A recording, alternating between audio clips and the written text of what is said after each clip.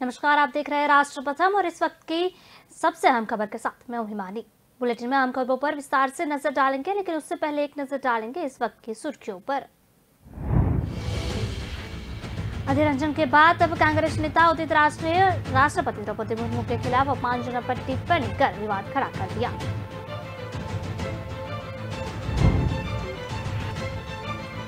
मध्य प्रदेश के विधानसभा चुनाव को एक साल का समय बचा है। इससे पहले बड़े नेताओं के दौरान ने सियासी गर्माहट बढ़ा दी।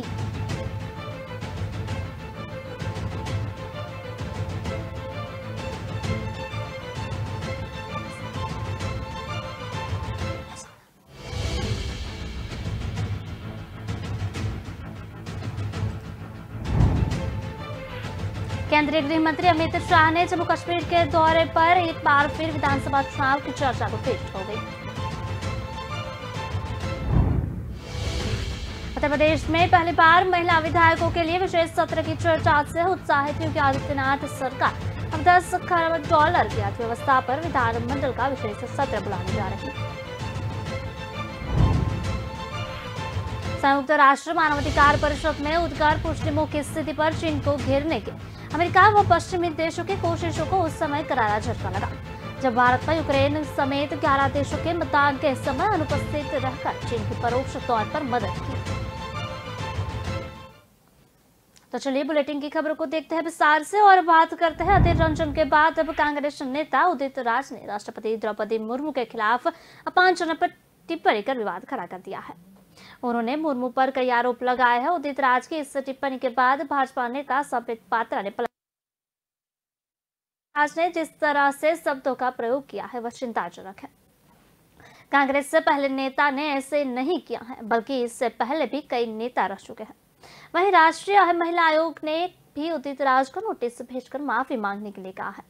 दरअसल उदित राज ने ट्वीट किया और कहा कि राष्ट्रपति कहती है 70% लोग गुजरात का नमक खाते हैं, खुद नमक खाकर जिंदगी जीते तो है पता चलेगा।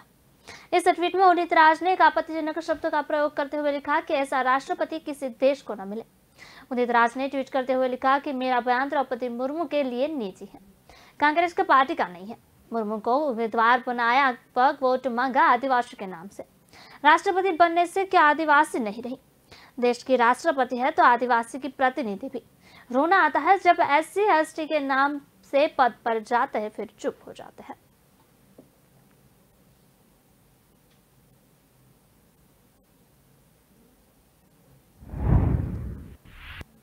कांग्रेस नेता उदित राज ने राष्ट्रपति द्रौपदी मुर्मू के खिलाफ आपत्तिजनक ट्वीट किया है। वहीं उदित राज ने इस बयान के बाद भाजपा नेता संबित पात्रा ने भी पलटवार किया है। राष्ट्रीय महिला आयोग की अध्यक्ष रेखा शर्मा ने ट्वीट करते हुए कहा कि देश की सर्वोच्च शक्ति और अपनी कड़ी मेहनत से इस मुकाम तक पहुंची महिला के खिलाफ यह एक तरह का बेहद आपत्तिजनक बयान है। अपने अपमानजनक बयान के लिए उदित राज माफी मांगे, उन्हें नोटिस भेजा जा रहा है। भाजपा नेता संबित पात्रा ने उदित राज पर पलटवार करते हुए कहा कि जिस प्रकार का शब्द उन्होंने राष्ट्रपति जी के लिए प्रयोग किया है वह चिंताजनक है। ये कोई पहली बार कांग्रेस ने इस प्रकार के शब्दों का प्रयोग राष्ट्रपति के लिए नहीं किया। इससे पहले भी अधीर रंजन चौधरी ने भी किया है, वो भी हमने सुना है। वहीं भाजपा प्रवक्ता शाहजाद पूनावाला ने कहा कि केवल ट्वीट करने से यह व्यक्तिगत बयान नहीं चलेगा। कांग्रेस को हमें बताना चाहिए कि वे उदित राज पर कार्रवाई करेंगे या नहीं। उनके आदिवासी विरोधी बयान के लिए मुर्मू जी पर अजय कुमार और अधीर रंजन के बयान के बाद यह तीसरी आपत्तिजनक टिप्पणी है। यह संजोग नहीं है, यह कांग्रेस की मानसिकता है।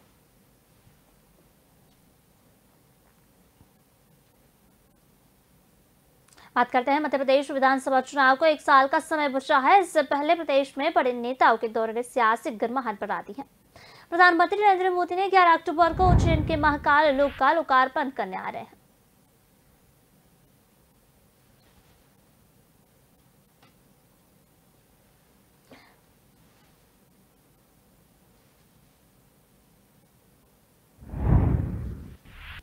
मध्य प्रदेश के जबलपुर, इंदौर और ग्वालियर के लिए मंगलवार से नई उड़ान शुरू हो गई है। नागर विमानन मंत्री ज्योतिरादित्य सिंधिया ने दिल्ली से इन उड़ानों को हरी झंडी भी दिखाई है। वहीं मध्य प्रदेश के मुख्यमंत्री शिवराज सिंह चौहान भोपाल से वीडियो कॉन्फ्रेंसिंग के जरिए जुड़े थे। चौहान ने तीनों शहरों को नवीन उड़ानों के लिए बधाई दी है। वहीं रीवा और उज्जैन की हवाई पट्टी के विस्तार की भी बात कही है। मध्य प्रदेश के 3 शहरों के लिए मंगलवार से नई उड़ान शुरू हो गई है। अलायंस एयर्स की इस उड़ान जबलपुर जबलपुर और इंदौर ग्वालियर इंदौर का जोड़ती है। मंगलवार को इसका उद्घाटन केंद्रीय उड्डयन मंत्री ज्योतिरादित्य सिंधिया ने दिल्ली से किया।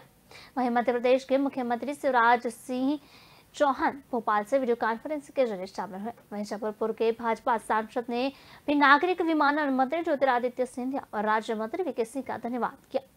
चौहान ने कहा कि एक ग्रीनफील्ड एयरपोर्ट के निर्माण की हमने योजना बनाई है, जिस पर जल्द ही निर्णय होगा। रीवा और उज्जैन की हवाई पट्टी के विस्तार की भी योजना राज्य सरकार ने बनाई है। आज मैं तीनों शहर की जनता को नवीन उड़ानों के लिए बधाई देता हूं।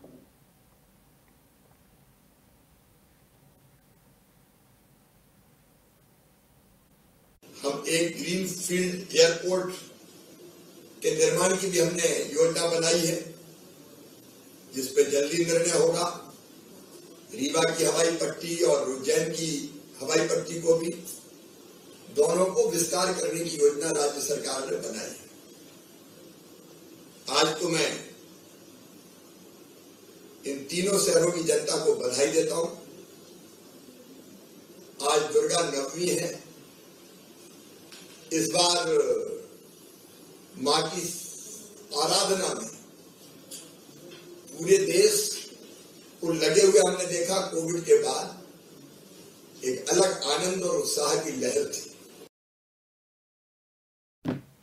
केंद्रीय गृह मंत्री अमित शाह के जम्मू कश्मीर के दौरे से एक बार फिर विधानसभा चुनाव की चर्चा तेज हो गई है। परमिशन पूरा होने के बाद जम्मू कश्मीर के चुनाव आयोग ने विधानसभा चुनाव करने की तैयारियां शुरू कर दी है। वहीं प्रदेश के चुनाव की बात पर गृह मंत्री अमित शाह ने कहा कि चुनाव आयोग द्वारा संशोधित मतदाता सूची के प्रकाशन की कवायद पूरी करने के बाद जम्मू कश्मीर में विधानसभा चुनाव कराए जाएंगे।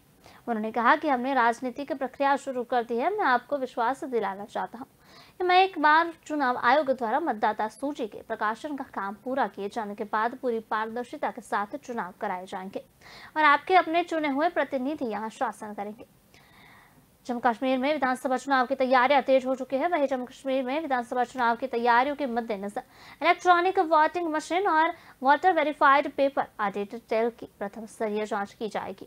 घाटी के सभी 10 जिलों के उपायुक्त और भारत निर्वाचन आयोग का एक दल वर्कशॉप में भाग लेगा। एक अधिकारी ने बताया कि विधानसभा चुनाव के लिए तैयारी जारी है।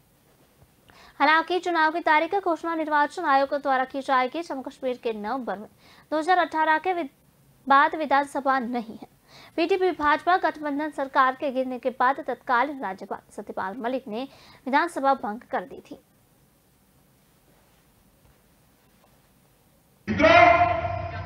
आज मैं पूछने आया हूं फारूक साहब और महबूबा जी को, आप हिसाब लाइए 70 साल तक ये 3 परिवारों ने शासन किया।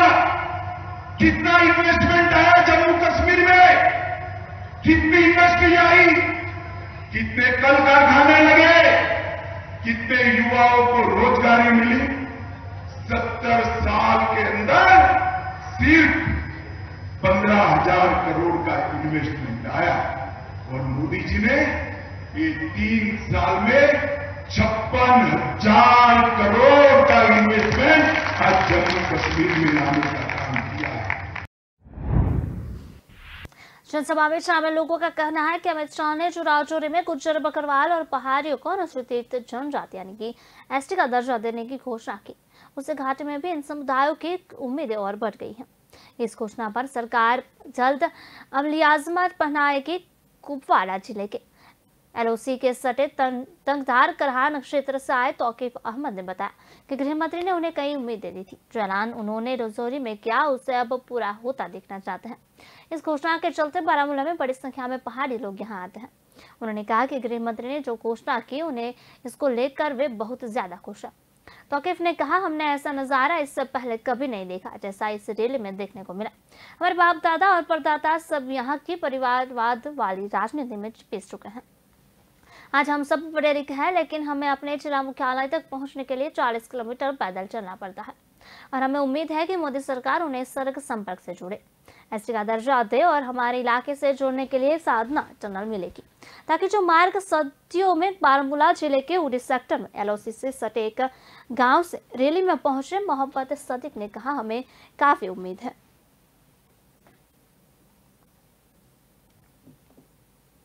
उत्तर प्रदेश में पहली बार महिला विधायकों के लिए विशेष सत्र की चर्चा से उत्साहित योगी आदित्यनाथ सरकार अब 10 अरब डॉलर की अर्थव्यवस्था पर विधानमंडल का विशेष सत्र बुलाने जा रही है। इस माह के अंत में या नवंबर के पहले हफ्ते में विशेष सत्र बुलाया जा सकता है। इस सत्र में केवल 10 अरब डॉलर अर्थव्यवस्था को लेकर 36 से 42 घंटे तक लगातार चर्चा होगी। इसमें सत्ता पक्ष व विपक्ष के सभी सदस्य अपनी राय भी रखेंगे। किसी खास मुद्दे को लेकर यह अपनी तरह का पहला विशेष सत्र होगा। इस विशेष सत्र की वीडियो रिकॉर्डिंग और दस्तावेज देश की सभी विधानसभाओं को भेजा जाएगा। साथ ही इसे संरक्षित भी किया जाएगा, जिससे आने वाली पीढ़ी को भी जानकारी मिल सके। विशेष सत्र बुलाने के पीछे मंशा यह है कि देश दुनिया को पता चले कि यूपी को 10 अरब की अर्थव्यवस्था बनाने के लिए सरकार की ओर से क्या कदम उठाए जा रहे हैं। सीएम योगी ने विधान परिषद में नेता सदन केशव प्रसाद मौर्य को सभी सदस्यों के खिलाफ बैठकर इसकी कार्य योजना तैयार को कहा है। वह चाहते हैं कि चर्चा उसी तरह से हो जैसे गांधी जयंती पर 2 अक्टूबर 2019 में विशेष सत्र में बुलाई गई थी। उस वक्त चर्चा को संयुक्त राष्ट्र ने खूब सराहा था। सीएम की मंशा है कि विधायक अपने विधानसभा क्षेत्र में हो रहे विकास कार्यों के बारे में सदन को अवगत कराएंगे, क्योंकि यह भी प्रदेश को 10 अरब डॉलर की अर्थव्यवस्था बनाने का एक जरिया है।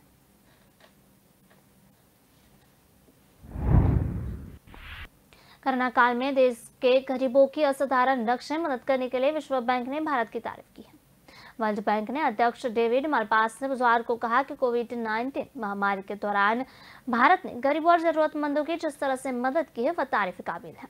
विश्व बैंक ने गरीबी एवं पारस्परिक समृद्धि रिपोर्ट जारी करते हुए कहा कि दूसरे देश को भी भारत से सबक लेना चाहिए। उन्हें भारत की तरह कदम उठाना चाहिए और गरीबी को सब्सिडी की बजाय नकद प्रत्यक्ष हस्ताक्षर करने चाहिए। विश्व बैंक ने कहा कि महामारी की सबसे बड़ी कीमत गरीब लोगों को चुकानी पड़ी है। वर्ल्ड बैंक के प्रमुख ने कहा कि महामारी के कारण गरीब देशों में गरीबी बढ़ गई है। इन देशों में ऐसी अर्थव्यवस्थाएं सामने आई है जो अधिक अनौपचारिक है। ऐसी सामाजिक सुरक्षा प्रणालियां सामने आई है जो कमजोर है और ऐसी वित्तीय प्रणालियां देखी जो कम विकसित है। इसके बाद भी कई विकासशील अर्थव्यवस्थाओं ने महामारी काल में कामयाबी पाई। मालपास ने कहा कि डिजिटल नकद हस्ताक्षरण के माध्यम से भारत ग्रामीण क्षेत्र के 85% परिवारों को या शहरी क्षेत्र के 69% परिवारों को खाद्य एवं नकद सहायता देने में कामयाब रहा। वहीं दक्षिण अफ्रीका ने सामाजिक सुरक्षा के दायरे में सबसे बड़ा विस्तार किया और गरीबी राहत पर 6 अरब डॉलर खर्च किया। इससे करीब 2.9 करोड़ लोगों को फायदा पहुंचा है। उन्होंने बताया कि ब्राजील ने आर्थिक संकुचन के बावजूद 2020 में भीषण गरीबी के कम करने में सफलता हासिल की है।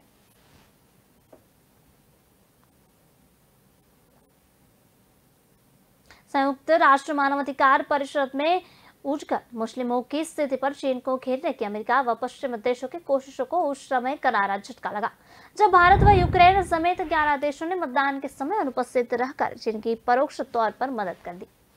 40 सदस्यीय परिषद में इस प्रस्ताव का गिरना अमेरिका व पूरे पश्चिमी लॉबी के लिए बहुत बड़ा झटका माना जा रहा है।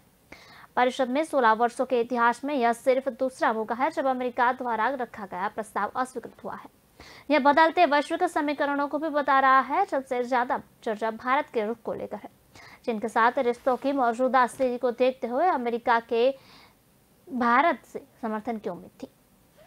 भारत का कहना है कि वह UNHRC जैसे संस्थानों में किसी देश के खिलाफ वोटिंग नहीं करने की अपनी नीति पर अड़ग रहा है। हालांकि माना जा रहा है कि भविष्य में जम्मू कश्मीर पर वोटिंग की आशंका काट के तहत भारत ने यह कदम उठाया है। भारत ने गुरुवार को चीन की परोक्ष मदद तब की है जब नई दिल्ली स्थित चीनी दूतावास की तरफ से बताया गया कि चीन गणराज्य के 73वें स्थापना दिवस के अवसर पर राष्ट्रपति द्रौपदी मुर्मू और पीएम नरेंद्र मोदी के राष्ट्रपति शी जिनपिंग और पीएम ली कच्चांग को पत्र लिखा है।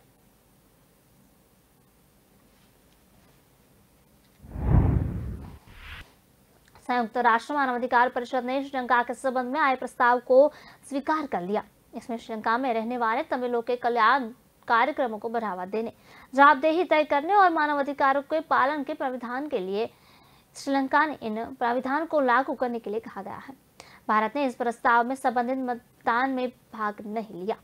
40 सदस्यों वाली परिषद में अमेरिका, ब्रिटेन, फ्रांस, जर्मनी समेत 20 सदस्य देशों ने प्रस्ताव के समर्थन में मतदान किया, जबकि चीन और पाकिस्तान सहित 7 देशों ने प्रस्ताव के विरोध में मत दिया है। भारत, जापान, नेपाल और कतर सहित 20 देश मतदान से दूर है। मतदान से पूर्व हुई चर्चा में भारत ने श्रीलंका सरकार से तमिलों के कल्याण के लिए पूर्व में किए गए वादों को पूरा करने का अनुरोध किया।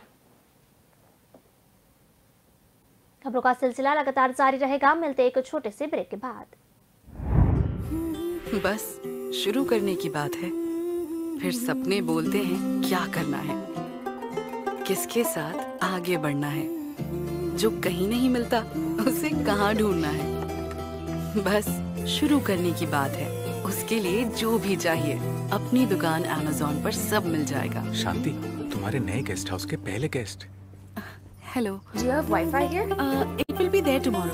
Amazon, नई शुरुआतों की अपनी दुकान।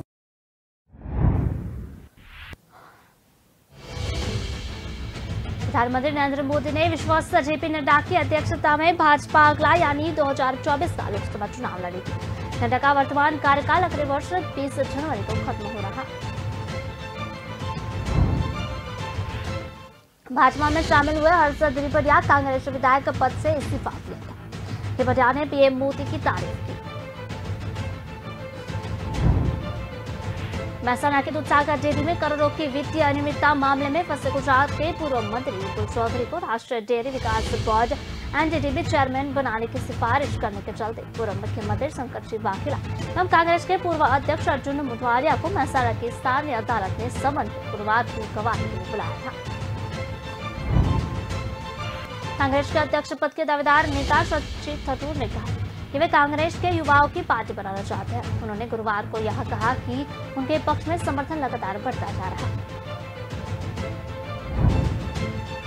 भारत की superfast train Vande Bharat express हादसे का शिकार हो गई है। गुजरात के अहमदाबाद में वंदे भारत एक्सप्रेस भैंसों के झुंड के साथ टकरा गई।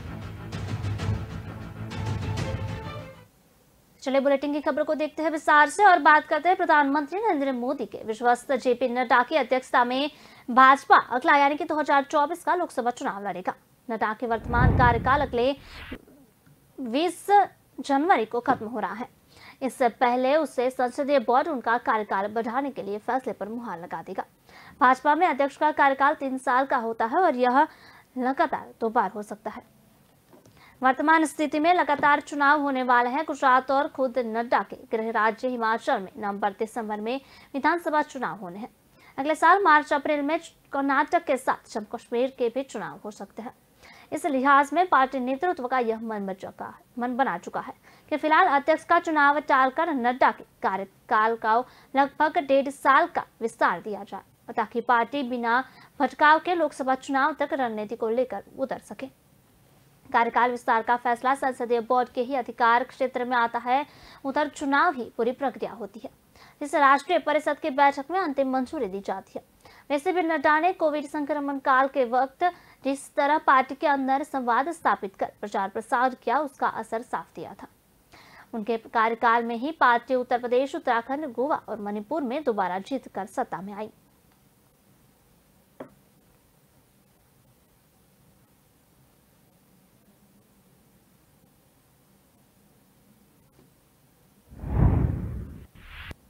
कांग्रेस को कहना है कि चुनाव आयोग के हाल के आचार संहिता में बदलाव लाने का प्रस्ताव राजनीतिक प्रतिस्पर्धा की भावना के खिलाफ है।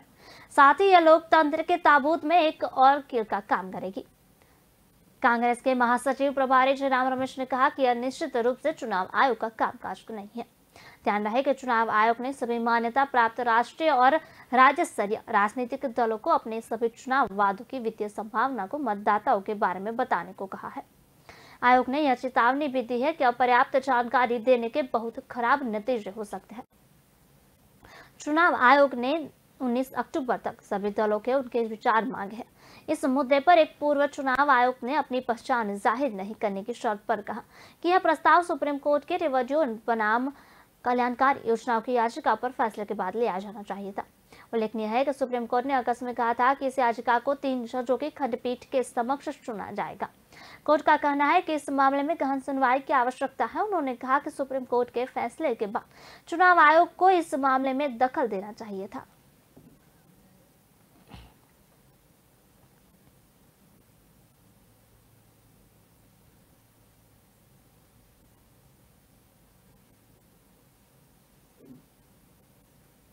गुजरात में कांग्रेस नेता हर्षद रिपड़िया वीरवार को गांधीनगर में भाजपा में शामिल हो गए।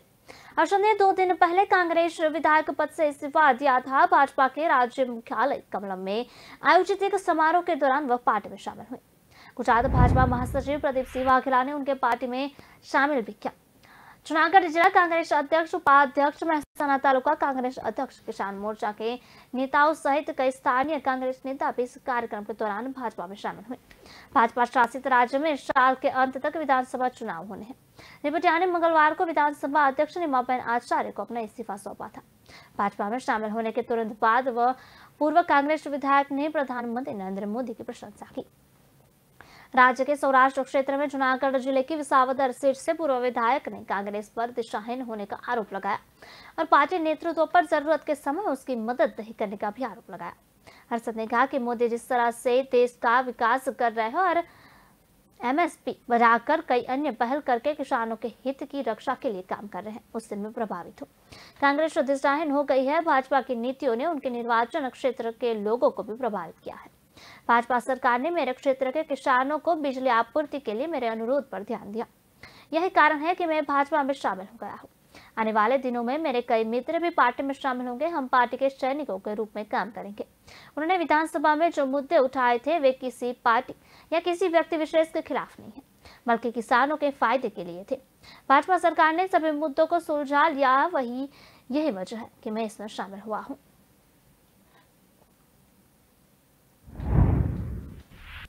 गुजरात विधानसभा चुनाव के लिए आम आदमी पार्टी ने रविवार को 12 उम्मीदवारों की चौथी सूची जाहिर की है। इस सूची में शिक्षक, व्यवसायी और आदिवासी सहित समाज के हर वर्ग के लोगों को टिकट दिया गया है। अरविंद केजरीवाल के नेतृत्व वाली आप ने इस पहले भारतीय जनता पार्टी शासित राज्य में साल के अंत में होने वाले विधानसभा चुनाव के लिए 29 उम्मीदवारों की घोषणा की थी।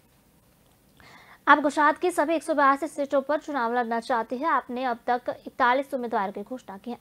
अब उम्मीदवारों की चौथी सूची में 12 सीटें शामिल हैं, जिनमें से 2 अनुसूचित जनजाति के लिए आरक्षित है, नरवाड़ा और गंडली। इन 12 में से 2 सीटें 2017 में कांग्रेस ने जीती थी, जबकि 10 पर भाजपा ने जीत हासिल की थी। दर्जन सीट में से 2 अमराईवाड़ी और बटवा अहमदाबाद शहर में, जबकि एक लिंपायत सूरत में है।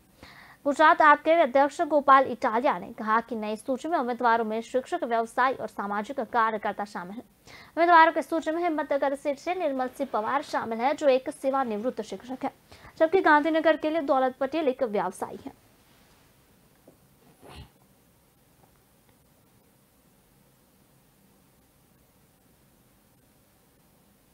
बात करते हैं बरसाना के दूधसागर डेयरी में करोड़ों की वित्तीय अनियमितता मामले में फंसे गुजरात के पूर्व मंत्री विपुल चौधरी को राष्ट्रीय डेयरी विकास बोर्ड एनडीडीबी चेयरमैन बनाने की सिफारिश करने के चलते पूर्व मुख्यमंत्री शंकर सिंह वाघेला एवं कांग्रेस के पूर्व अध्यक्ष अर्जुन मोढवाडिया को मेहसाणा की स्थानीय अदालत ने समन कर गुरुवार को गवाही के लिए बुलाया था।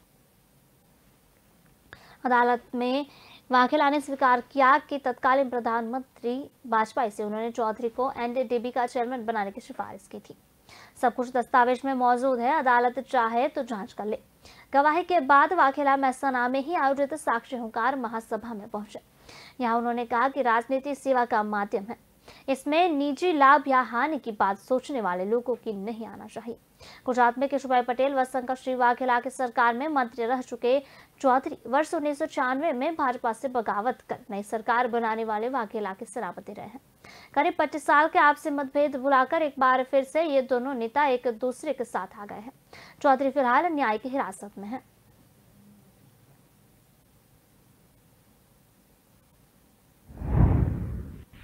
गुजरात विधानसभा चुनाव से पहले पूर्व मुख्यमंत्री शंकर सिंह वाघेला कांग्रेस के पूर्व अध्यक्ष अर्जुन मोढवाडिया व अरबुदा सेना के साथ मिलकर गुजरात की राजनीति में खेला करने में तैयारी में है।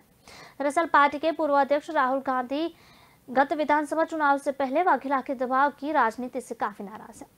राजस्थान के मुख्यमंत्री व गुजरात चुनाव के वरिष्ठ पर्यवेक्षक अशोक गहलोत भी वाघेला की कांग्रेस में वापसी को तैयार नहीं थे, लेकिन राजस्थान में बदलाते हालात व कांग्रेस अध्यक्ष चुनाव में पार्टी के ही तेज गुट के साथ आ जाने के बाद वाघेला के पार्टी में शामिल होने की संभावनाएं जगी हैं।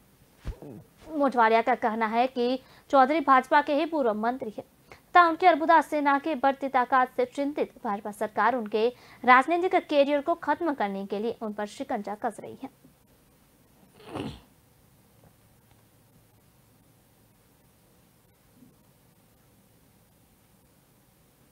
कांग्रेस अध्यक्ष पद के दावेदार नेता शशि थरूर ने कहा कि वह कांग्रेस के युवाओं को पार्टी बनाना चाहते हैं। उन्होंने गुरुवार को यह कहा कि उनके पक्ष में समर्थन लगातार बढ़ता जा रहा है।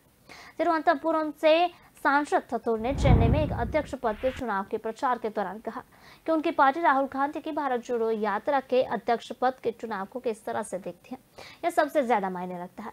इस बार बाहर के लोग क्या सोचते हैं इससे कोई फर्क नहीं पड़ता। कांग्रेस अध्यक्ष पद का चुनाव 17 अक्टूबर को होना चाहिए। चुनाव में थरूर का मुकाबला मल्लिकार्जुन खड़गे से है। पूर्व प्रधानमंत्री राजीव गांधी और तमिलनाडु के पूर्व मुख्यमंत्री की कामराज को पुष्पांजलि अर्पित करने के बाद पत्रकारों से चर्चा में थरूर ने कहा कि उन्हें पार्टी के आम कार्यकर्ताओं खासकर युवाओं से भारी समर्थन मिल रहा है। शशि थरूर ने कहा कि यह उनके लिए बहुत खुशी की बात है कि जो युवा भविष्य है और हमारे देश में बहुसंख्यक भी है, उन्हें चुनाव में उनका समर्थन किया है। हमारी आबादी का 65% हिस्सा 35 वर्ष और उससे कम आयु के लोगों का है। यह उनका देश है, यह एक युवा भारत है। उन्होंने कहा कि मैं चाहता हूँ कि कांग्रेस युवा भारत की पार्टी बने। मैं युवा भारत की आकांक्षाओं, सपनों और आशाओं का प्रतिनिधित्व करना चाहता हूँ, जैसे ही राजीव गांधी ने 40 साल पहले करने का प्रयास किया था। मैं युवाओं का समर्थन पाकर बहुत खुश हूँ।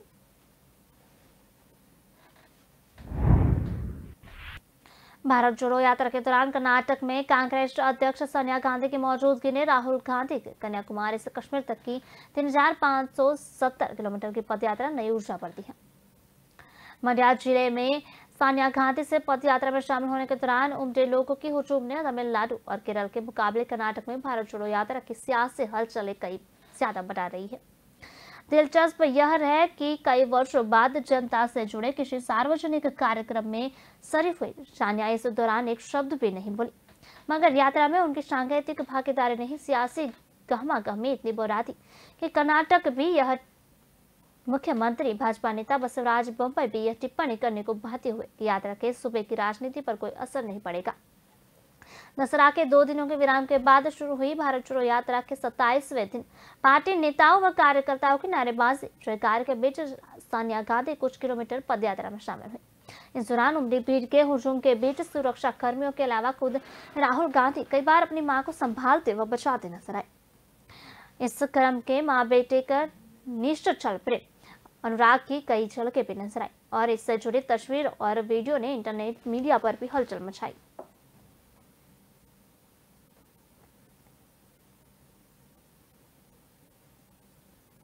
बुलेटिन में समय हो चला है ब्रेक का। ब्रेक के बाद देखते हैं खबरों को रफ्तार से।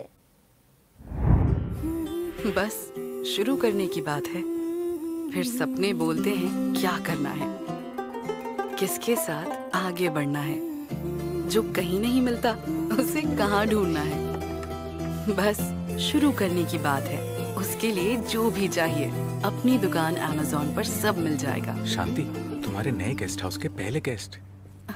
Hello, Do you have Wi-Fi here? It will be there tomorrow. Amazon, नई शुरुआतों की अपनी दुकान।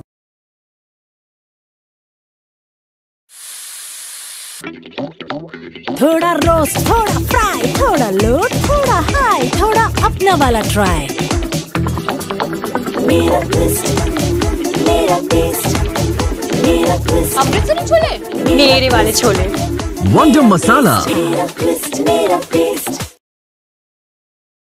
दिल का परिंदा उड़ चला, अंदाज अपना मन चला, खुद की तो सुन ले, जी भर के जी ले, रुकना ना तू अब ठहर। Lyra, anytime, anywhere. Lyra, everybody loves to wear. Lyra, anytime, anywhere. चुनावी रणनीतिकार से नेता बने प्रशांत किशोर ने कहा कि वह अब कभी भी बिहार के मुख्यमंत्री नीतीश कुमार के लिए काम नहीं करेंगे। प्रशांत किशोर ने कहा कि मैं अब नीतीश कुमार के लिए काम नहीं करूंगा, भले ही नीतीश कुमार मेरे लिए सीएम की कुर्सी क्यों न खाली कर दे। प्रशांत किशोर ने कहा कि उन्होंने लोगों से वादा किया है और वह इससे बदलने वाले नहीं है। प्रशांत किशोर ने बताया कि उनके बीच पिछली बैठक में नीतीश कुमार के बिहार में एनडीए गठबंधन से बाहर निकलने और राज्य में महागठबंधन के मुख्यमंत्री बनने के बाद उन्हें जेडीयू में शामिल होने का ऑफर दिया गया था। प्रशांत किशोर से स्पष्ट रूप से कहा है कि मैं उनके साथ काम नहीं करूंगा, भले ही वह मुझे अपना राजनीतिक उत्तराधिकारी बना दे या फिर मेरे लिए सीएम की कुर्सी ही क्यों न खाली कर दे। मैंने कहा कि मैं साथ नहीं आने वाला हूं, मैंने जनता से वादा किया हुआ है और इसे बदला नहीं जा सकता।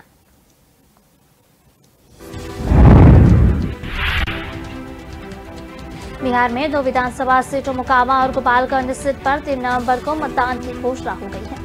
उपचुनाव के मद्देनजर दोनों सीटें हॉट मानी जा रही है। वहीं सियासी गलियारों में भी यह चर्चा भी तेज हो रही है कि क्या नीतीश और तेजस्वी की जोड़ी हिट होगी या फिर भारतीय जनता पार्टी परचम लहराएगी। एक नजर दोनों विधानसभा सीटों के सियासी समीकरण पर डालते हैं। इसके साथ ही सियासी गलियारों में भी चर्चा भी जारी है।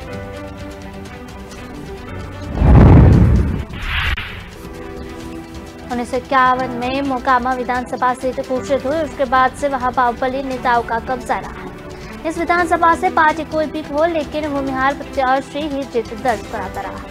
मोकामा विधानसभा सीट का ज्यादातर हिस्सा ग्रामीण क्षेत्र में होने के साथ ही यहाँ भूमिहार समुदाय का वर्चस्व रहा है। यह वजह है कि विधानसभा सीट भूमिहार प्रत्याशी ही जीत दर्ज कराता रहा है। 1990 से 2000 तक इस विधानसभा सीट से दिलीप से विधायक रहे।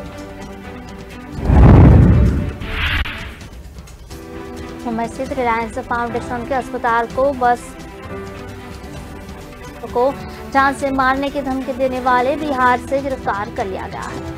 धमकी के मामले में मुंबई पुलिस ने दरभंगा से एक आरोपी को हिरासत में ले लिया है, उसे मुंबई लाया गया है। रिलायंस के प्रवक्ता ने बताया कि सर एचएन रिलायंस फाउंडेशन अस्पताल के कॉल सेंटर को बुधवार दोपहर और शाम को 2 बार फोन कर यह धमकी दी गई थी।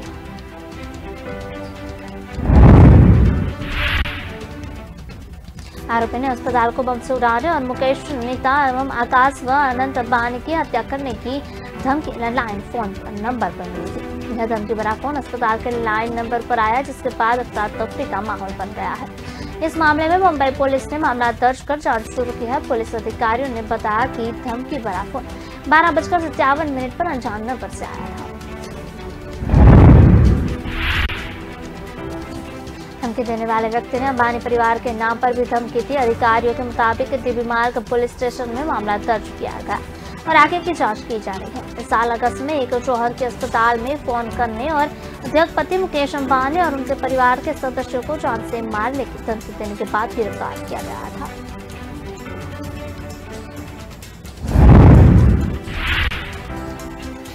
मुंबई एयरपोर्ट पर केरल के एक यात्री के पास से 80 करोड़ रुपए मूल्य की 16 किलो हेरोइन जब्त की गई। राजस्व खुफिया निदेशालय यानी कि DRI ने यह कार्रवाई की। DRI के एक अधिकारी ने गुरुवार को बताया कि खुफिया जानकारी के आधार पर बुधवार को इस यात्री को तलाशी के लिए रोका गया। जब उसके सामान की तलाशी ली गई तो उसमें पास से प्रतिबंधित पदार्थ मिला। DRI अधिकारी ने बताया कि आरोपी मादक पदार्थ को एक ट्रॉली बैग के अंदर छुपा कर लाया था।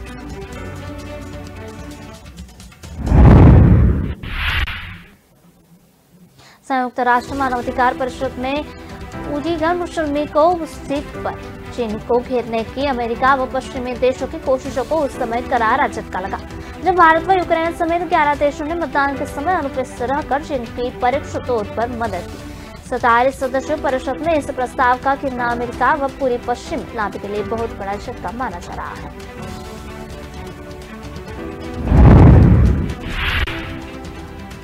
परिषद के 16 वर्षों के इतिहास में यह सिर्फ दूसरा मौका है जब अमेरिका द्वारा रखा गया प्रस्ताव अस्वीकृत हुआ है। यह बदलते वैश्विक समीकरणों को भी बता रहा है। सबसे ज्यादा चर्चा भारत के हित को लेकर है। चीन के साथ रिश्तों की मौजूदा स्थिति को देखते हुए अमेरिका को भारत से समर्थन की उम्मीद थी। भारत का कहना है कि वह UNHRC जैसे संस्थानों में किसी देश के खिलाफ वोटिंग नहीं करने की अपनी नीति पर अडिग रहा है।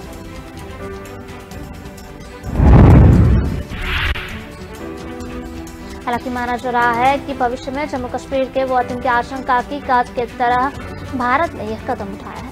भारत ने गुरुवार को चीन की परोक्ष मदद तब की जब नई दिल्ली स्थित चीनी दूतावास की तरफ से बताया गया कि चीन गणराज्य के 73वें स्थापना दिवस के अवसर पर राष्ट्रपति द्रौपदी मुर्मू और पीएम नरेंद्र मोदी ने राष्ट्रपति शी जिनपिंग और पीएम ली केक्वांग को पत्र लिखा।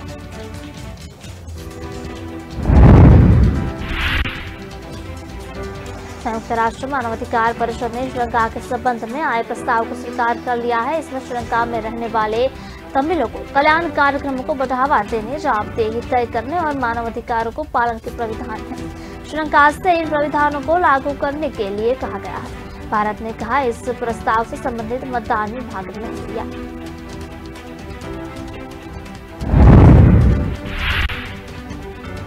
चालीस सदस्यों वाली परिषद में अमेरिका, ब्रिटेन, फ्रांस, जर्मनी समेत 20 सदस्य देशों ने प्रस्ताव के समर्थन में मतदान किया, जबकि चीन और पाकिस्तान सहित 7 देशों ने प्रस्ताव के विरोध में मत दिया। भारत, जापान, नेपाल और कतर सहित 20 देश मतदान से दूर रहे। मतदान के पूर्व हुई चर्चा में भारत ने श्रीलंका सरकार से तमिलों के कल्याण के लिए पूर्व में किए गए वादों को पूरा करने का अनुरोध किया।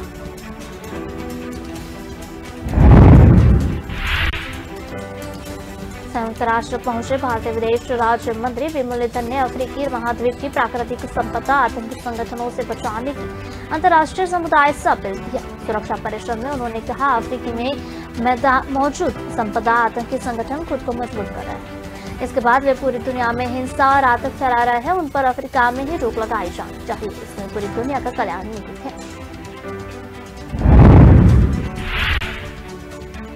प्रधानमंत्री नरेंद्र मोदी के विश्वस्त जेपी नड्डा की अध्यक्षता में ही भाजपा अगला यानी कि 2024 का लोकसभा चुनाव लड़ेगी। नड्डा का वर्तमान कार्यकाल अगले वर्ष 20 जनवरी को खत्म हो रहा है। उससे पहले संसदीय बोर्ड उनका कार्यकाल बढ़ाने का फैसले पर मुहर लगा देगा। भाजपा में अध्यक्ष का कार्यकाल 3 साल का होता है और यह लगातार 2 बार हो सकता है। वर्तमान स्थिति में लगातार चुनाव होने वाले हैं।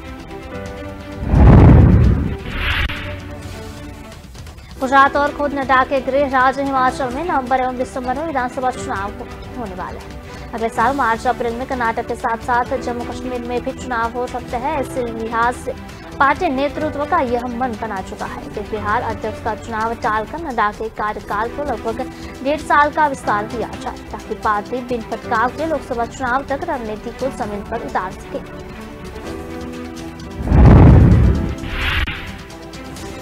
कार्यकाल विस्तार का फैसला संसदीय बोर्ड के ही अधिकार क्षेत्र में आता है। उधर चुनाव की पूरी प्रक्रिया होती है, जिस राष्ट्रीय परिषद की बैठक में अंतिम मंजूरी दी जाती है। वैसे भी नड्डा ने कोविड संक्रमण काल के वक्त जिस तरह पार्टी के अंदर संवाद स्थापित कर प्रचार प्रसार किया, उसका असर साफ दिखा था। उनके कार्यकाल में ही पार्टी उत्तर प्रदेश, उत्तराखंड, गोवा और मणिपुर में दोबारा जीतकर सत्ता में आई।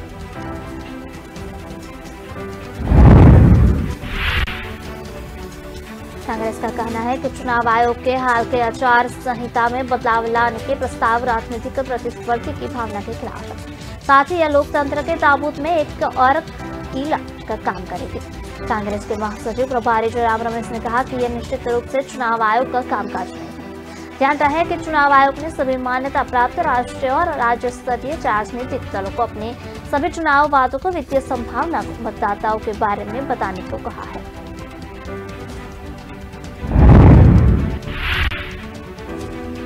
आयोग ने यह चेतावनी भी दी है कि अपर्याप्त जानकारी देने के बहुत खराब नतीजे हो सकते हैं। चुनाव आयोग ने 19 अक्टूबर तक सभी दलों के उनके विचार मांगे हैं। इस मुद्दे पर एक पूर्व चुनाव आयोग ने अपनी पहचान जाहिर नहीं करने की शर्त पर कहा कि यह प्रस्ताव सुप्रीम कोर्ट के विधियों के बयान में कल्याणकारी योजनाओं की याचिका पर फैसले के बाद लिया जाना चाहिए था।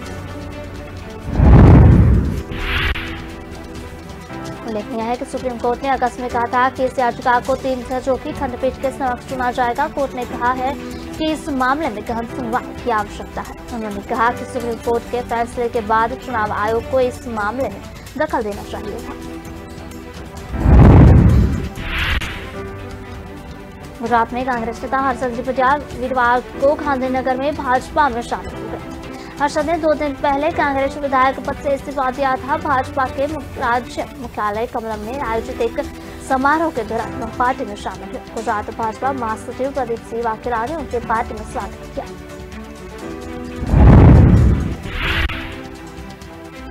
फैसले के मुताबिक जूनागढ़ जिला कांग्रेस अध्यक्ष, उपाध्यक्ष, महसाना तालुका कांग्रेस अध्यक्ष, किसान मोर्चा के नेता सहित कई स्थानीय कांग्रेस नेता भी इस कार्यक्रम के दौरान भाजपा में शामिल हुए। भाजपा शासित राज्य में इस साल के अंत तक विधानसभा चुनाव होने हैं। रिपजा ने मंगलवार को विधानसभा अध्यक्ष हिमाबेन आचार्य को अपना इस्तीफा सौंपा था। भाजपा में शामिल होने के तुरंत बाद पूर्व कांग्रेस विधायक ने प्रधानमंत्री नरेंद्र मोदी की प्रशंसा की।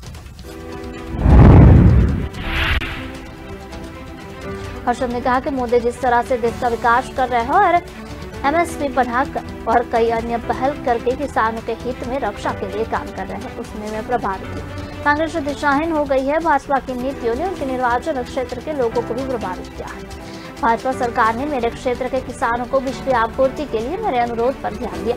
यही कारण है कि मैं भाजपा में शामिल हो गया हूँ। गुजरात विधानसभा चुनाव के लिए आम आदमी पार्टी ने विभाग को 12 उम्मीदवारों की चौथी सूची तैयार की है। इस सूची में शिक्षक, व्यवसायी और आदिवासी सहित समाज के हर वर्ग के लोगों को टिकट दिया गया है। अरविंद केजरीवाल नेतृत्व वाले आपने इससे पहले भारतीय जनता पार्टी शासित राज्य में साल के अंत में होने वाले विधानसभा चुनाव के लिए 29 उम्मीदवारों की घोषणा की थी। आप गुजरात की सभी 182 विधानसभा सीटों पर चुनाव लड़ना चाहती है। आपने अब तक 41 उम्मीदवारों की घोषणा की है। आप उम्मीदवारों की चौथी सूची में 12 सीटें शामिल है, जिनमें से 2 अनुसूचित जनजाति के लिए आरक्षित है। गरबाडा और खंडवी, इन 12 में से 2 सीटें 2017 में कांग्रेस ने दी थी, जबकि 10 पर भाजपा ने जीत हासिल की थी। इन दर्शन पर सीटों में से 2 अमराईवाड़ी और वटवा अहमदाबाद शहर में है, जबकि एक लिंबायत सूरत शहर में है।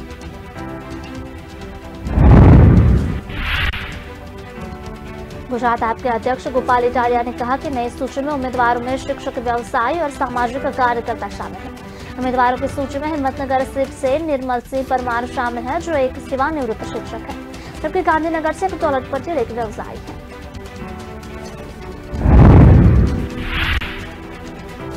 महसाना की दूधसागर डेयरी में करोड़ों की वित्तीय अनियमितता मामले में फंसे गुजरात के पूर्व मंत्री विपुल चौधरी को राष्ट्रीय डेयरी विकास बोर्ड NDDB चेयरमैन बनाने की सिफारिश करने के चलते पूर्व मुख्यमंत्री शंकर सिंह वाघेला एवं कांग्रेस के पूर्व अध्यक्ष अर्जुन मोढवाडिया को महसाना की स्थानीय अदालत में समन कर गुरुवार को गवाही के लिए बुलाया था। अदालत में वाघेला ने स्वीकार किया है कि तत्कालीन प्रधानमंत्री वाजपेयी से उन्होंने चौधरी को NDDB का चेयरमैन बनाने की सिफारिश की थी। सब कुछ दस्तावेज में मौजूद है, अदालत चाहे तो जांच करा ले। गवाही के बाद वाघेला महसाना में ही आयोजित साक्षी हुंकार महासभा में पहुंचे। यहाँ उन्होंने कहा कि राजनीति सेवा का माध्यम है, इनमें निजी लाभ या हानि की बात सोचने वालों लोगों को ही नहीं आना चाहिए। गुजरात में केशुभाई पटेल व शंकर सिंह वाघेला की सरकार में मंत्री रह चुके चौधरी वर्ष 1996 में भाजपा से लगातार बगावत कर नई सरकार बनाने वाले वाघेला से सेनापति रहे। करीब 25 साल के आपसी मतभेद बुलाकर एक बार फिर से ये दोनों नेता एक दूसरे के साथ आ गए और चौधरी फिलहाल न्यायिक हिरासत में है। गुजरात विधानसभा चुनाव से पहले पूर्व मुख्यमंत्री शंकर सिंह वाघेला ने कांग्रेस के पूर्व अध्यक्ष अर्जुन मोढवाडिया व अरबुदास सेना के साथ मिलकर गुजरात की राजनीति में खेला करने की तैयारी में है। दरअसल पार्टी के पूर्व अध्यक्ष राहुल गांधी गत विधानसभा चुनाव से पहले वाघेला के दबाव की राजनीति से काफी नाराज है। राजस्थान के मुख्यमंत्री व गुजरात चुनाव के वरिष्ठ पर्यवेक्षक अशोक गहलोत भी वाघेला की कांग्रेस में वापसी की तैयारी की थी।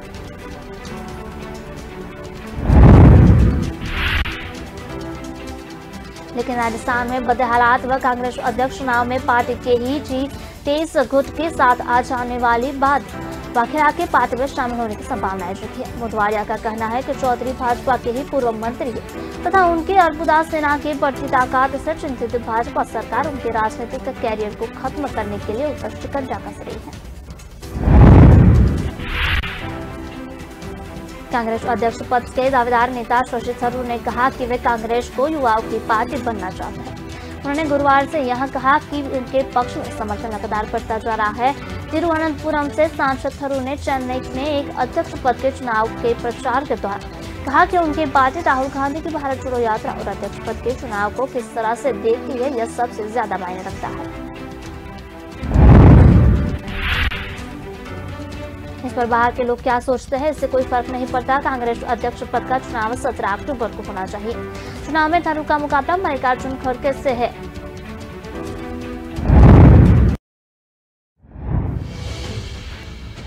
रंजित रंजन ने बताया कि जब जाति समीकरण आने लगा है तो हम धीरे धीरे हम बंटने लगे, जिसके कारण कांग्रेस बहुत पीछे हो गई।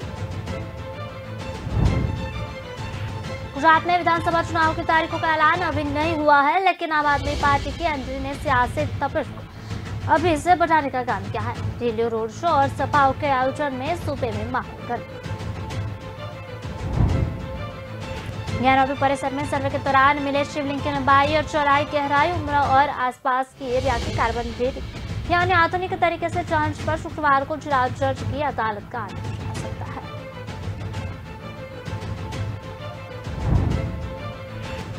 आगरा के नारेपुरा स्थित मुदराज अस्पताल में आग लगने की घटना मुख्यमंत्री डॉक्टर ब्रजेश पाठक के कड़े रुख के बाद बृहस्पतिवार को स्वास्थ्य विभाग की टीमों ने 21 अस्पतालों में छापा मारा। पाकिस्तान की सेना ने नए आर्मी चीफ को लेकर देश में चल रही राजनीति पर अब सरकार विराम लगाने की कोशिश कर रही है।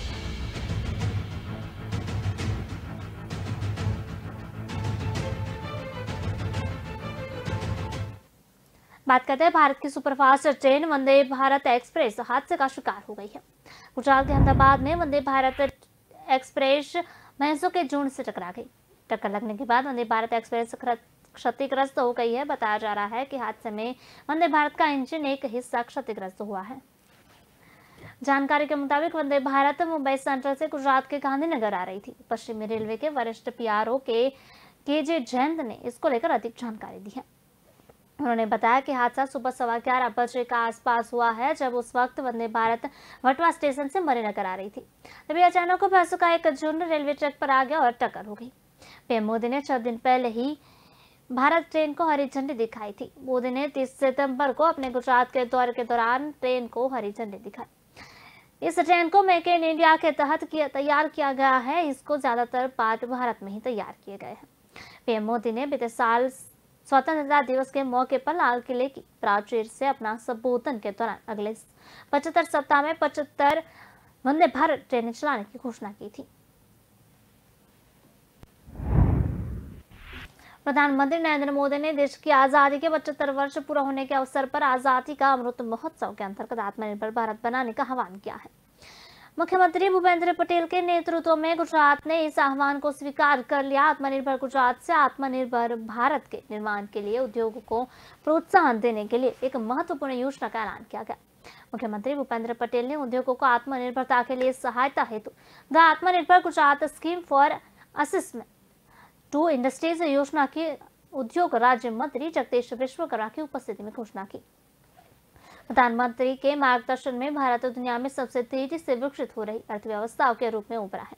ऐसे में इस योजना का मूल उद्देश्य इन अवसरों का लाभ उठाते हुए उद्योगों को आकर्षित कर और स्थानीय उत्पादों को सहयोग प्रदान कर गुजरात को रोजगार और मैन्युफैक्चरिंग क्षेत्र में आत्मनिर्भर बनाता है।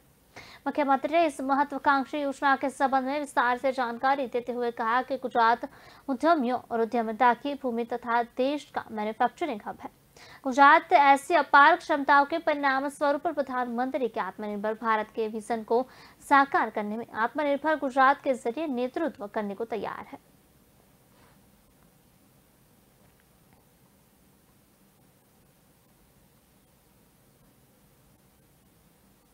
रंजित रंजन ने बताया कि जब जाति समीकरण आने लगा है तो हम धीरे धीरे बढ़ने लगे हैं, जिसके कारण कांग्रेस बहुत पीछे हो गई है। उन्हें बताया कि कहीं ना कहीं वह हम कांग्रेसी लोगों के साथ पर्सनल कॉन्टैक्ट में पिछड़ गए हैं। हमने छोटे वर्कर्स का साथ छोड़ दिया है, उनके साथ बातचीत छोड़ दी थी, जिसके कारण हम पीछे हो गए हैं। लेकिन अब हम लगातार मुद्दों के साथ आगे बढ़ रहे हैं। रंजित रंजन ने बताया कि कांग्रेस ने कभी भी जाति की राजनीति नहीं की है। बिहार में पार्टी के लोगों की वरिष्ठता, लॉयल्टी और उनके काम के अनुसार ही चीज हुई है। महागठबंधन के समीकरण के साथ लोगों को खुश रहते हुए बैलेंस करने की कोशिश की गई है। रंजित रंजन ने कहा कि बिहार में महागठबंधन की सरकार को चलाने के लिए तमाम चैलेंज का सामना करना है, जैसे कि बेरोजगारी, राज्य की आर्थिक स्थिति, बिहार का लॉ एंड ऑर्डर और जितनी भी स्कीमों का इम्प्लीमेंटेशन बढ़िया हो और अच्छे से हो, ताकि वह कुछ इंडस्ट्रियल आए। रंजन ने बताया कि कांग्रेस पार्टी ने 55 साल देश को बहुत कुछ दिया है। उन्होंने बताया कि सिर्फ पार्टी नहीं दिया, बल्कि इसमें पूरे लोग खड़े थे। पूरा लोकतंत्र खड़ा था और हम लोकतंत्र के साथ चले। आज इतनी पॉलिसीज है जिस पर काम हो रहा है, वो कांग्रेस की दी हुई है, चाहे वह दलित, ओबीसी या फिर डेवलपमेंट के लिए दी गई हो।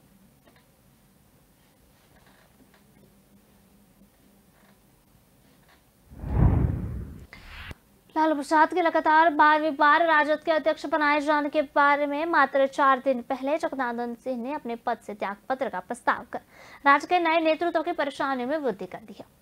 समाजवादी राजनीति की हस्तियों में शामिल जगदानंद बिहार राजद के अध्यक्ष और लालू के करीबी हैं। नीतीश कुमार की सरकार से बेटी सुधाकर सिंह की छुट्टी के बाद राजद में इनका भी मन व्यथित है। हालांकि उनकी ऐसी नाराजगी कोई पहली बार प्रकट नहीं हुई है, लेकिन इस बार नीतीश कुमार के महागठबंधन बदलकर राजद के साथ आने वाले के बाद से ही वह असहज दिख रहे हैं।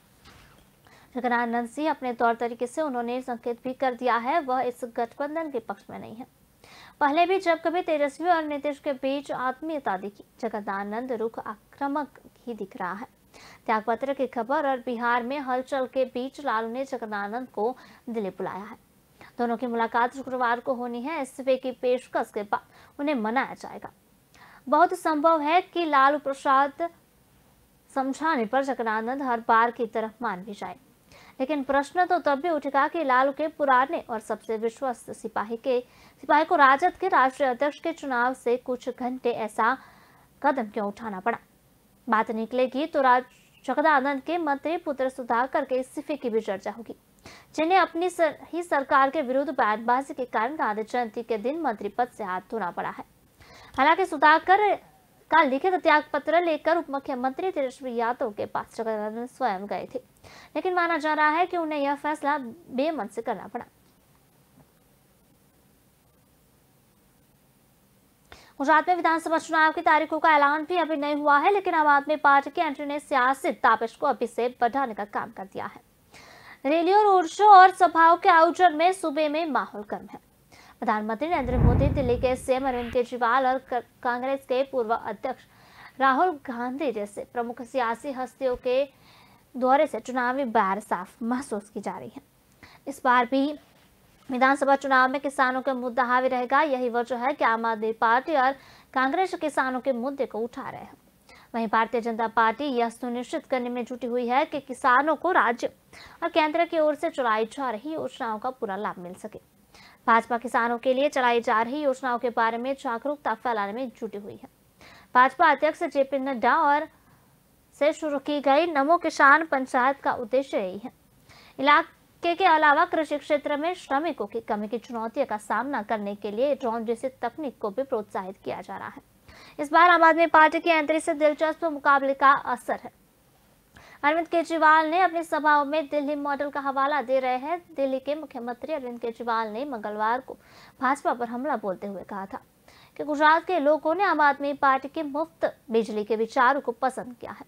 इन्हीं विचारों ने केंद्र सरकार को योजना में बाधा डालने के लिए प्रेरित किया है। सदन रहे आम आदमी पार्टी ने कृषि प्रधान पंजाब में ऐसे ही चुनावी वादे किए थे।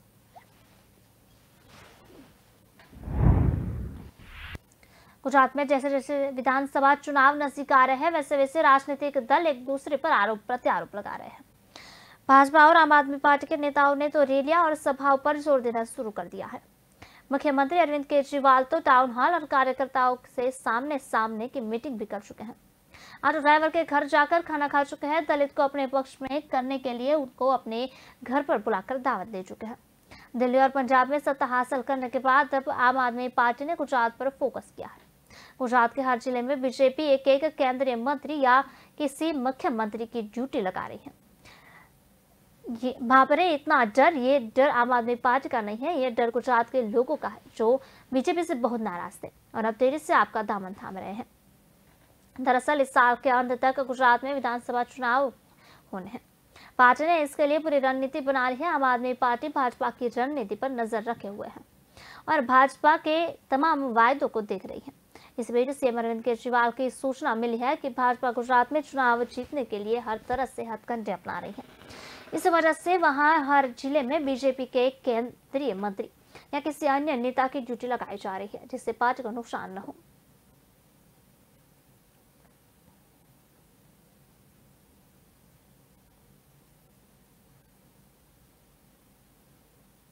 ज्ञानवापी परिसर में सर्वे के दौरान मिले शिवलिंग की लंबाई, चौड़ाई, गहराई, उम्र और आसपास के एरिया की कर्व डेटिंग या अन्य आधुनिक तरीके से जांच पर शुक्रवार को जिला जज की अदालत का आदेश आ सकता है। जिला जज की अदालत में ज्ञानवापी स्थित श्रृंगार गौरी के नियमित दर्शन व अन्य विग्रहों के संरक्षण की याचिका पर सुनवाई होगी। उन्होंने यह भी कहा है कि यह काम शिवलिंग को छेड़छाड़ किए बिना होना चाहिए, यह चाहे कार्बन डेटिंग से हो या किसी अन्य तरीके से हो। वह वादी राखी सिंह के अधिवक्ता के कार्बन डेटिंग से शिवलिंग के खंडित होने का आदेश जताया गया था, जबकि मुस्लिम पक्ष ने पत्थर और लकड़ी की कार्बन डेटिंग नहीं होने का हवाला दिया था। इस मामले में बहस पूरी होने के बाद जिला जज ने 7 अक्टूबर की तारीख आदेश के लिए नियत की है। ज्ञानव्यापी परिसर में मिले शिवलिंग की कार्बन डेटिंग कराने मांग पर BHU प्राचीन इतिहास विभाग के प्रोफेसर अशोक सिंह का दावा है कि शिवलिंग की कार्बन डेटिंग संभव नहीं है। बातचीत करते हुए उन्होंने दावा किया है कि कार्बन डेटिंग पत्थर जैसे वस्तुओं की नहीं की जा सकती है। प्रोफेसर अशोक सिंह ने बताया कि कार्बन डेटिंग केवल उसी चीज की हो सकती है जिसमें कभी भी कार्बन रहा हो। पुरातत्वीय संदर्भों में मिली वस्तुओं की कार्बन डेटिंग जरूर की जाती है, लेकिन इसके लिए इसका सही प्रारूप में मिलना जरूरी होता है। शिवलिंग की जानकारी करने के लिए JPR यानी कि ग्राउंड पेनिट्रेटिंग राडार सिस्टम का इस्तेमाल किया जा सकता है।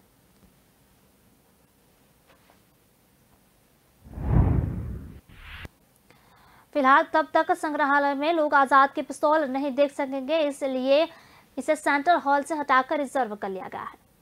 आजादी की पिस्तौल हटाने के साथ ही संग्रहालय का पूरा लुक बदलने की तैयारी है।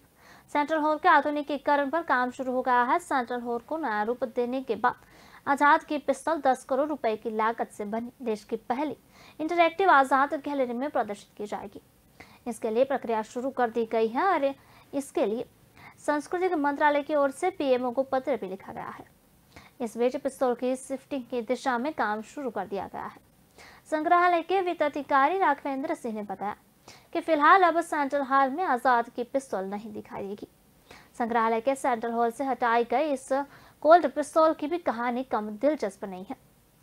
27 फरवरी 1931 को तत्कालीन SSP नटबावर के नेतृत्व में अल्फ्रेड पार्क में ब्रिटिश पुलिस ने घेरने के बाद आजाद ने इस पिस्तौल से खून की कनपट्टी पर मारकर भारत माता की आजादी के लिए शहादत चुन ली थी।